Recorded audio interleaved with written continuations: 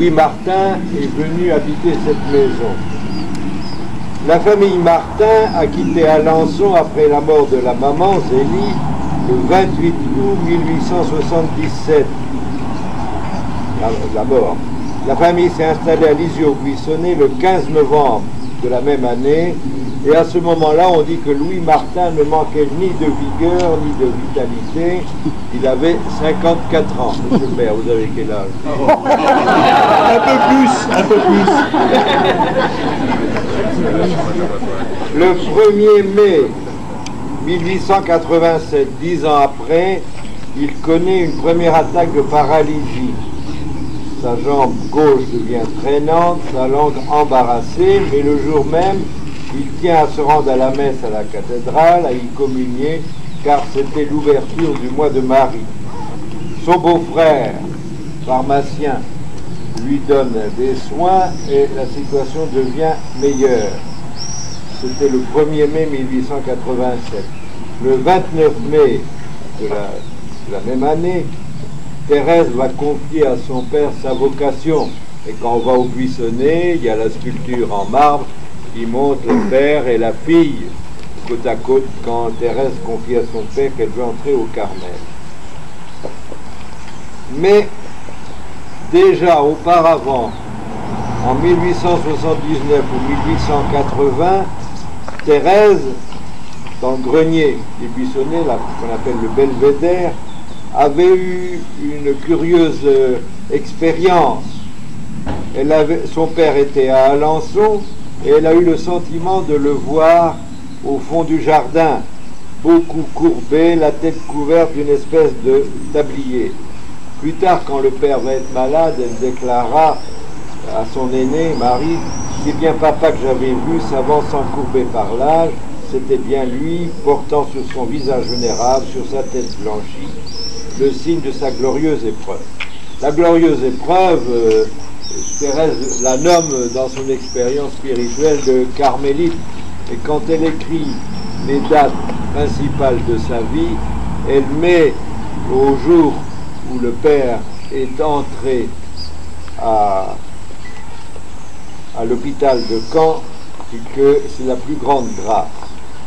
Au mois de mai 1888, après un voyage à Alençon, Louis vient au Carmel et il voit ses trois carmélites, Marie, Pauline et Thérèse, et il leur dit « J'ai été dans l'église Notre-Dame, j'ai reçu dans cette église de si grande grâce, de telle consolation que j'ai fait cette prière.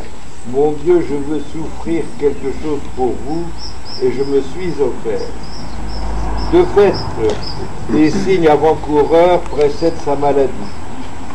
Pourtant, le 10 janvier 89, Louis est à la prise d'avis de Thérèse. Le 12 février, il a une grande crise de terreur, d'agitation, d'hallucination, de perte de mémoire. Il s'est procuré un revolver, il y avait des troubles en France et il avait peur que ses filles soient agressées. On fait venir le médecin célèbre de l'époque qui s'appelait le docteur Nota, qui conseille l'hospitalisation de Louis Martin. Isidore Guérin prend la décision de le faire interner au Bon Sauveur de Caen et avec un ami, M. Romé, et Guérin vont conduire Louis Martin à l'hôpital. Il lui laisse croire qu'il l'emmène en voyage pour se divertir. Il va rester 3 ans au Bon Sauveur de Caen. Vers les premiers mois de 1892, une crise de paralysie immobilise ses jambes. Il n'y a plus à craindre fugue ni agitation, et il va pouvoir rentrer à Lisieux. Les Guérins l'accueillent dans la maison qui est ici, de l'autre côté, rue Banaston, et qui donne sur cette rue. Ils l'accueillent le 10 mai. Et le 12 mai, on le conduit au Carmel. Et il voit ses filles religieuses derrière la grille, et il a du mal à parler. Il prononce ces seuls mots au ciel en désignant le ciel avec sa main. Je veux dire, on se retrouvera au ciel. Au mois de juillet 1892, une maison est louée ici, rue Labbé, juste en face de la porte cochère. C'est par là que le Guérin, avec son attelage et son cheval et son conducteur sortaient. Juste à ce moment-là, on loue cette maison et la communication est facile ici.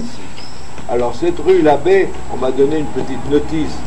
Ce monsieur Labbé n'était pas un prêtre, c'est écrit L-A-2-B-E-Y. Il était un homme politique qui était conseiller municipal, qui a été même conseiller général, un de vos prédécesseurs, et qui a eu un certain rôle politique. Quand il y a eu des troubles politiques sous le roi, ils sont allés à Paris dire qu'ils étaient des royalistes. La rue a été créée en 1841. Elle a gardé son cachet ancien, un peu désuet. Et on a surtout un portail historique à l'extrémité qui est actuellement l'entrée du lycée. Dans cette maison, Louis est là, et au début il est là avec ses deux filles, Céline et Léonie, et puis un domestique, que j'ai pas noté le nom de la femme du domestique. Lui c'était Désiré, mais sa femme. Aimé. Ah bon, très bien. Donc c'est Aimé et Désiré, c'est joli comme deux vrais noms. Le juif, leur nom. Leur nom c'était le juif, ouais. Ah, exact.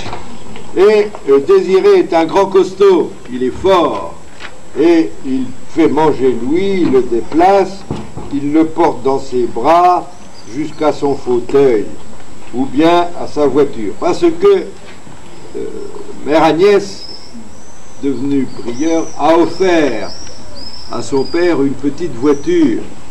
Je lui ai montré la photo tout à l'heure. Et donc Désiré le porte dans la petite voiture.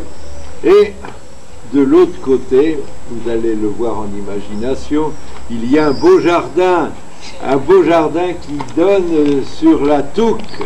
Et Louis, qui était beaucoup fréquenté toutes les rivières du coin, qui était un habile pêcheur. Si vous venez demain après-midi au spectacle, vous verrez qu'est-ce qu'il faisait de ces poissons. Il aime contempler l'eau. Mais celui qui est le plus heureux, c'est le chien Tom qui se baigne dans la Touque. Je n'invente pas. Non, mais je vous écoute attentivement. Voilà. Vous m'en apprenez. Voilà. Et souvent, Louis a des moments de paix. Il aime la nature, il écoute les oiseaux avec beaucoup de délices. On le met des heures devant la rivière. Et il aime aussi chanter. Sa mémoire fonctionne bien et il chante des choses pieuses. C'est du moins ce qu'on dit. Parce que Louis Martin avait un répertoire très large. Ces gens étaient pieux, mais ils n'étaient pas bégueules. Non. Ils avaient une belle culture, vaste, une culture artistique, musicale aussi. Et on dit qu'il chantait avec son domestique, avec sa belle voix si juste, mais un peu voilée. Fin juin 93, Isidore Guérin a hérité par sa femme d'une belle propriété à côté d'Évreux, le château de la Musse. Et on part, alors j'imagine la voiture, et on emmène Louis là-bas. Et au château de la Musse, Louis Martin est tout à fait heureux. Il est dans la nature, il aime écouter les oiseaux, il est admiratif devant sa nièce Marie qui joue du piano, et voilà. Et il rentre à Lisieux le 18 août. Le dimanche 27 mai 1994, il a une grave attaque de paralysie et là on a tous les signes d'une dégradation progressive de sa santé. Pourtant, le 4 juillet, on l'emmène pour le château de la Musse. Et c'est le 29 juillet, le dimanche matin à 8h15, qu'il va rendre son dernier souffle. Et une partie de la famille est là, Isidore Guérin et Céline. Et là, on va mettre le corps de Louis, on lui met le scapulaire de Notre-Dame du Mont-Carmel, on le dépose dans un cercueil de chêne plombé pour être transporté à Lisieux, et les funérailles, où il est passé l'archiprêtre, Ah, il est là, vous ne voyez plus. Les funérailles ont lieu à la cathédrale de Lille, avec, on dit, une foule considérable. Ça, c'est un peu comme quand il y a une manif, on dit toujours qu'elle est considérable. Alors après, on peut mettre les chiffres que l'on veut. Et on le conduit au cimetière de Lille.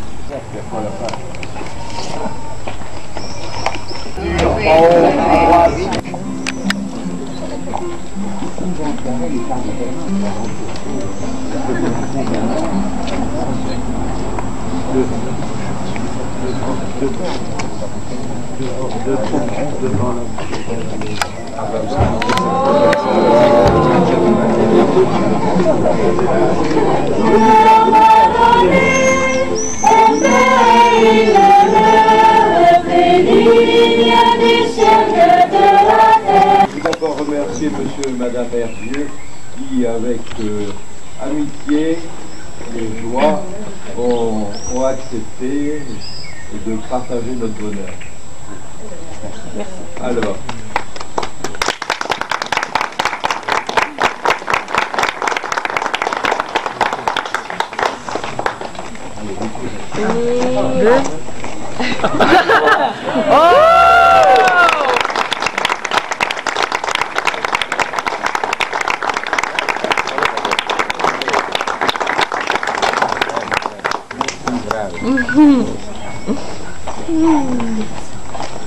On va bénir cette plaque, mais la bénédiction c'est pour nous tous, spécialement ceux qui habitent cette maison, ceux qui habitent ce quartier. Seigneur, écoute notre prière devant cette maison où nous retrouvons dans l'histoire le passage de Louis Martin et de Thérèse de Lisieux. Que tous ceux qui viendront voir cette plaque trouvent en ta présence un refuge, que trouvent en Louis Martin un compagnon de route, qu'ils soient toujours soutenus dans l'histoire de leur vie.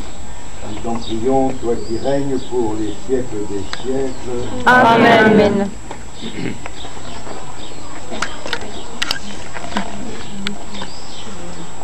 Que cette eau avec laquelle je vais bénir cette plaque nous rappelle aussi notre baptême. Nous sommes tous cherchés et aimés par Dieu. Au nom du Père, et du Fils, et du Saint-Esprit. Amen. Amen. Que la paix du Christ règne dans tous vos cœurs, que la parole du Christ trouve du fruit en vous, et que tout ce que vous faites, tout ce que vous dites, soit toujours fait et dit au nom du Seigneur. Amen. Amen.